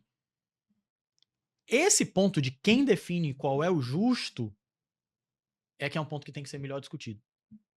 Por quê? Porque tem muitos grupos sendo financiados e recebendo financiamentos e ganhando com a pauta ESG, que eles têm interesses políticos próprios, de passar agendas próprias. E isso não tem transparência nenhuma. Isso não tem transparência, você não sabe quem são. E aí, esses caras se empoderam, inclusive financeiramente, vão conseguindo cadeiras na ONU. Cadeira na ONU gera capitalização. Capitalização gera investimento em campanhas políticas e, de repente, você não sabe de onde é que está saindo gente se candidatando com um capital econômico e de marketing absurdo, né? Então, o ESG, ele tem sido a perfeita agenda da união entre a influência de grupos políticos, sociais, organismos internacionais, governos e corporações. Então, essa é a pauta de definições de temáticas, que no final das contas define o que é correto falar, o que é correto vestir, onde é correto investir. Quer ver uma coisa? Isso pauta o mercado financeiro. Pauta. Porque uma empresa que tenha políticas ESG, que alguém vai ter que definir qual é o correto, se vai ter ou não vai ter determinada composição de conselho, ela tem um rating de mercado. Esse rating de mercado orienta fundos. Essas empresas vão receber mais capital do que outras que eventualmente não têm ESG. Então eu começo por uma pauta política, eu gero uma definição corporativa, essa definição corporativa gera uma definição de investimento de capital, e aí eu ganho os campeões. Quem são os campeões de capital? São aquelas pessoas que levam à frente uma agenda política. No final das contas, é isso. Então, o que tu acha que falta talvez aí é uma forma de transparência do que as empresas de fato têm feito em prol do ESG e o que elas têm feito em prol de atender uma agenda ideológica específica, talvez? Também, sim, com certeza. Porque, vamos lá, quando eu tô falando de empresa, eu tenho que falar dessa questão da moralidade, da justiça, de não ser o único elemento, ser o elemento econômico, mas eu não posso tirar o elemento econômico da mesa. Quando eu tô falando da moralidade sobre diversos aspectos, eu só tô dizendo para que o elemento econômico não seja o único, mas ele não pode ser retirado da mesa. O que muitas vezes o ESG faz é tirar o elemento econômico da mesa. Exemplo, composição de conselho. Se passa na União Europeia que 40% da composição de conselho tem que levar em conta as questões de gênero, eu tiro o elemento econômico da mesa. Porque eu não tô perguntando se aquela pessoa é quem melhor vai contribuir para a companhia, se aquela pessoa tem os melhores padrões éticos. Olha aí, nem isso eu não tenho. Eu não tenho. Ah, quer dizer que a cor da pele indica ética? Não. Se eu dissesse que sim, seria um preconceito. Quer dizer que o gênero indica ética? Também não. O gênero ou a cor da pele indica capacidade de levar uma empresa para frente? Também não. Então, isso é desvirtuar e tornar e levar uma espécie de militância para dentro da empresa, porque eu estou tirando o elemento econômico, eu estou botando outros elementos para definir como é que uma empresa se coordena. É diferente do modo mais complexo e justo de ter o elemento econômico junto de outros elementos, né? Então, claro que aqui essa discussão é longa e exigiria até estudos de caso para ver onde funcionou, onde não funcionou, onde é bem feito, onde não é, onde tem justiça e onde não tem. Mas o principal tema que eu vejo hoje do ESG é quem financia. Quem financia a Agenda 2030? Quem ganha Tu tem com isso? alguma sugestão? Por que de tem resposta? tantos grupos colocando dinheiro nisso? Por que Rockefeller? Por que George Soros? Por que tanta gente? Por que Ford? Por que tantas instituições que são econômicas, que são voltadas para lucro e que, obviamente, criaram seus braços de filantropia, fazem tantas questões com relação a essas pautas? Se você começa a pesquisar sobre as instituições, fica mais fácil de você entender a tensão de interesses nesse campo. E tu tem alguma sugestão de resposta para essas perguntas que tu tá Não, não, colocando? não, porque cada instituição tem um pouco da sua, né? Tem tanto uma pauta de política propriamente dito, que tipo de partidos, que tipo de ideologia quer se chegar lá, que tipo de conformação social eu quero que chegue lá, o que uma instituição que é uma instituição de família tem de interesse quando ela financia a marketing sobre aborto e quando ela financia marketing sobre proteção da vida. Tem interesses distintos aqui. Quando financia unidade de casamento, longevidade de casamento e quando ela financia divórcio. Tem interesses distintos. Quando ela financia proteção a todos os trabalhadores, igualdade a todos os trabalhadores, preservação dos direitos de todos os trabalhadores e quando ela pede para que a determinado gênero ou determinada raça tenha acesso a coisas que outro gênero ou outra raça não pode ter. Tu tá entendendo o que eu tô falando? Sim. Cada um aqui tem interesse. O interesse, difícil... E aí esse jogo de interesse você vai perceber que ele tem tensões. Porque às vezes a gente parte do pressuposto que não é pela igualdade. E a última coisa que você vai encontrar ali é a questão da igualdade. Na verdade, é sempre um jogo de interesse pela desigualdade. Às vezes a desigualdade é justa, ela balanceia. Às vezes a desigualdade não é justa e ela gera desbalanceamentos. Não tem uma resposta pronta. Você tem que entender as ações na prática, os grupos na prática e os resultados na prática. Tem um livro do Thomas Sowell sobre ações afirmativas. E o que ele faz é isso.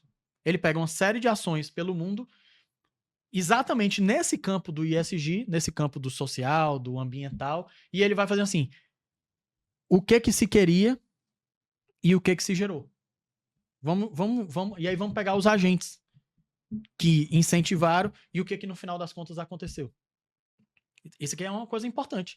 A gente está trabalhando o ESG, aqui é a verdade sobre tudo. Vamos lá, vamos botar o ESG na... É um campo estético. As empresas no Brasil e pelo mundo estão buscando simplesmente selos estéticos. Não estão buscando a justiça na prática. Pelo menos na boa. Não é o que se vê. Não é o que se vê. Tá buscando o ESG porque você consegue melhores cotações em banco. Melhores investimentos. Se não desse isso, eu queria saber se faria. Entende? Então, por uma questão estética, a estética não indica justiça. Se o estético bate com a justiça, é por coincidência. Mas o ESG é um selo, na prática, virou um selo estético. Só que aqui tem um ponto. Talvez, por se passar de bonito, você não sabe o que você está dando vazão. Você não sabe o que você, no final das contas, está financiando. Está dando incentivo. Né? Para a gente se caminhar para o final, eu queria voltar no assunto que a gente acabou não passando e que tu certamente tem muito a acrescentar, que é a relação entre cultura corporativa e governança. Sim. Cultura corporativa a gente pode falar aí de trato com clientes, com fornecedores, com funcionários, accountability. Como que isso tudo vai facilitar para uma empresa bem organizar um projeto de governança corporativa? Olha, a cultura é desses assuntos complexos que eu adoro, porque envolve exatamente um dos temas, que é esse tema meio Gasparzinho, que tá em tudo que eu faço, que é exatamente política, articulação e tal. Sabe o que é cultura numa empresa? É você sair com uma pessoa que trabalha em determinado lugar, você tá aqui num bar, tá tomando um chopp com ela e fala, como é que é trabalhar lá? Essa resposta, claro que eu tô perguntando a uma pessoa, mas se uma empresa de 500 pessoas, eu faço essa mesma pergunta a 50, sem ninguém tá olhando, sem o dono tá olhando, sem o chefe tá olhando, a resposta que eles derem, essa é a cultura. A cultura não é o que tá nas paredes, a cultura não é a gincana de sexta-feira à tarde. Não é ter piscina de bolinha. A cultura não é andar de cabelo azul e poder levar o poodle. Isso não é a cultura. A cultura é a resposta que essas pessoas derem Os funcionários. aos funcionários. Claro, aqui eu posso ter um conselheiro, aqui eu posso ter até o próprio dono. Deixa responder. Como é que é lá dentro? Mas os funcionários são melhores. Aí eles vão responder coisas sobre... É porque eu pensei também em fornecedor, em clientes, em ex-funcionários. Sim, não. O ex-funcionário, sim. Mas é o que você vive no dia a dia, sabe? O que você vive no dia a dia. Quem tá fora percebe a cultura, não vive a cultura. Então o cliente, o fornecedor, ele não vive a cultura daquela empresa, ele percebe. Ela tem influência, isso é importante. Mas a pergunta crítica sobre a cultura é para quem vive, para quem tá dentro dela. Toda instituição tem uma cultura. Tu acha que a cultura ela é construída de cima para baixo? Ou seja, são sócios, os executivos principais, que orientam qual deve ser a cultura? Ou é uma coisa mais orgânica, Vamos lá. que vem de Vamos, baixo pra vamos, cima? vamos lembrar das nossas aulas de física sobre vetores, certo? Todos nós temos vetores de influência no mundo. Juntou um monte de gente em constância num determinado lugar, você fazendo ou não jogo de influência, vai sair um vetor resultante dali. Ok? Eu juntei vários vetores, vai sair algum vetor resultante. Ele pode ser forte, ele pode ser fraco, sempre vai ter um vetor resultante, que é o que deu para sair do suco de todo mundo junto. A cultura é construída, ponto. A cultura, ela nasce da interação constante, recorrente de pessoas num determinado ambiente para um determinado fim. Acabou. A cultura nasce daqui. A grande pergunta sobre cultura não é sobre isso. É sobre quem influencia a cultura. Quem determina o vetor resultante? E o quão forte esse vetor é? Essa é a pergunta sobre cultura. Quando eu trago para o jogo da governança e da gestão a cultura, em outras palavras, eu estou dizendo, eu quero que o vetor resultante seja o meu, que sou dono da empresa, que sou o CEO da empresa. Eu quero ter a maior influência dentro daqui. Isso significa o quê? Eu comando os pensamentos, o discurso e as ações. Esse negócio é louco. Aqui a coisa é... E aqui eu tô trazendo um campo de liderança que é fundamental para a minha resposta da mesa de bar. O que o cara vai responder é efeito direto do trabalho da liderança ali dentro. Ou do não trabalho. Né? Então ele vai dizer, tem muita fofoca na minha empresa. A gente tem uma reunião para decidir uma coisa, mas no final das contas a decisão que vale é a decisão dos dois donos. Na nossa empresa cresce quem bajula. Isso é cultura. Isso é cultura. Na nossa empresa a gente combina as coisas, mas a gente só leva a cabo mesmo uns 20% dela. Cultura. Eu trabalho com um monte de gente, mas eu não gosto de ninguém lá dentro. Cultura. Então, o que é dominar a cultura? Eu já falei. O vetor resultante de influência é dominado por alguém. Ou por uma determinada estrutura. A cultura pode ser fraca, pode ser forte, pode levar a algum lugar bom, a algum lugar ruim, né? Vetor dominante. Um trabalho de cultura é feito para quê? Para que exista uma unidade entre o que os sócios querem, para o que o conselho quer, para o que os executivos querem. Primeiro tem que estar alinhado entre eles, né? O que eles querem.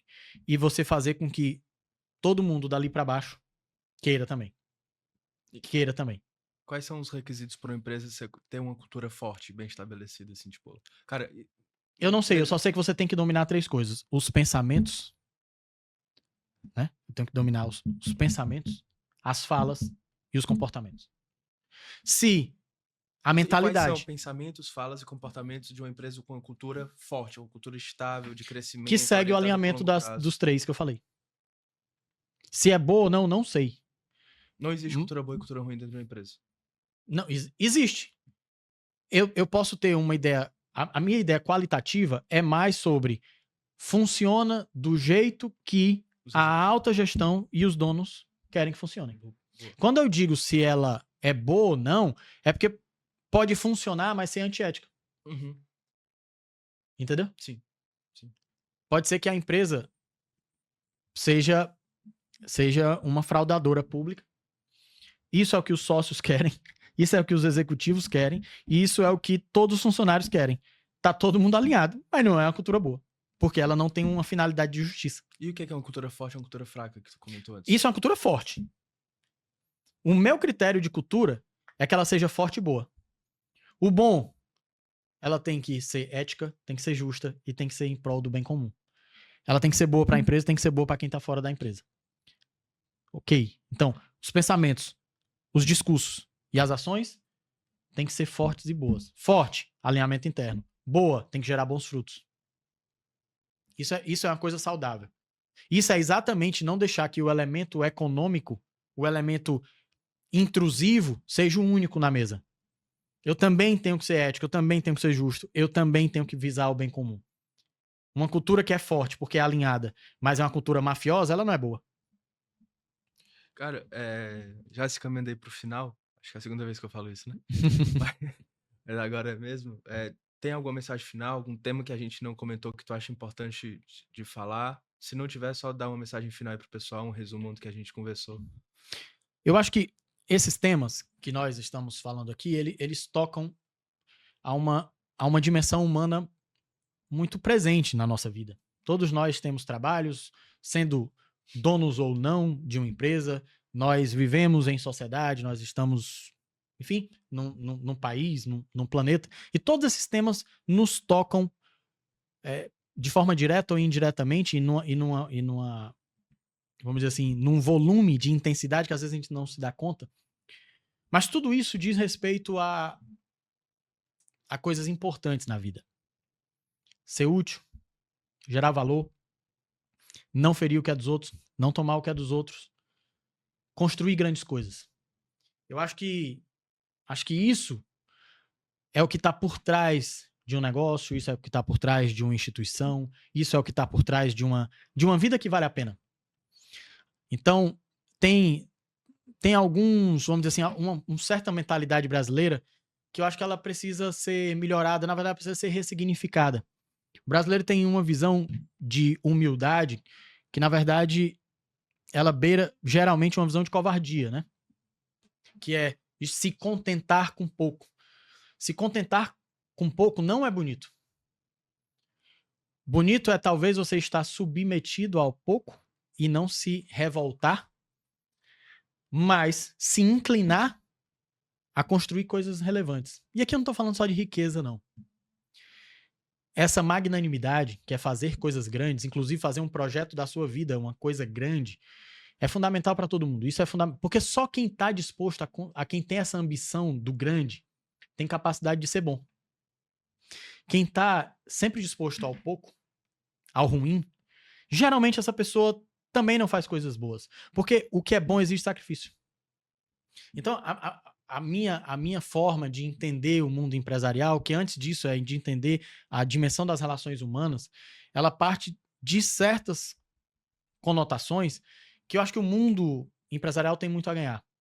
A magnanimidade, essa ideia de construir coisas grandes e fazer coisas grandes e estar disposto ao sacrifício não só econômico, mas também social, mas também das relações com seus funcionários, isso é fundamental. A gente teria um mundo muito melhor se a gente conseguisse encaixar isso, né?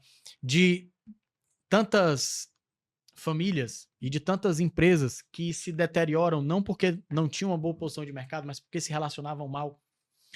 Então, muito do sucesso empresarial tem a ver também com estar mais disposto a se relacionar bem com as pessoas, a se comunicar melhor, a agir mais corretamente.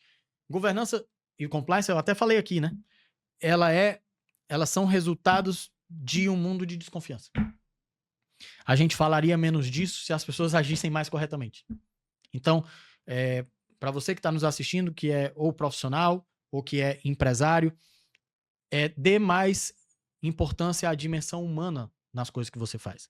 Dentro da sua empresa, dentro das suas relações, a ter mais disposição para fazer coisas grandiosas, para estar disposto a sacrifício, dentro desse sacrifício estar disposto ao justo e ter essa coragem de se dispor ao que vale a pena, né? Então isso vale para a governança, isso vale para a governança familiar, isso vale para a estratégia, isso vale para a liderança. Todos esses temas aqui dependem, antes de tudo, de alguém com boas disposições. Quem não tem boa disposição não vai ter boa governança. Quem não tem boa disposição de espírito não vai ser compliance. Quem não tem boa disposição de espírito não vai ser um bom líder. Porque ele não tá nem aí pra ninguém. O cara que não tem boa disposição, ele não quer saber do crescimento do outro, ele não quer corrigir corretamente o outro, ele não quer ver o sucesso do outro. Então, governança, estratégia e liderança, antes de tudo, passa por pessoas com boas disposições de espírito. Querer o bem. Então, é assim que se cresce. É assim que a empresa cresce, é assim que gente cresce, é assim que um país cresce. Então, esse tema, no final das contas, é um tema de educação pessoal. A pessoa primeiro se educa a ser uma pessoa melhor e ela vai começar a construir coisas melhores por onde ela passa. Pô, cara, obrigado. Valeu. Pessoal, é isso, né? Finalizando aqui mais um episódio, 12º. Obrigado, Rafa, pelo Valeu. tempo, pela disponibilidade. Curte, compartilha, comenta, aquela paradinha de sempre. Semana que vem tem mais. Um abraço, pessoal. Até a próxima.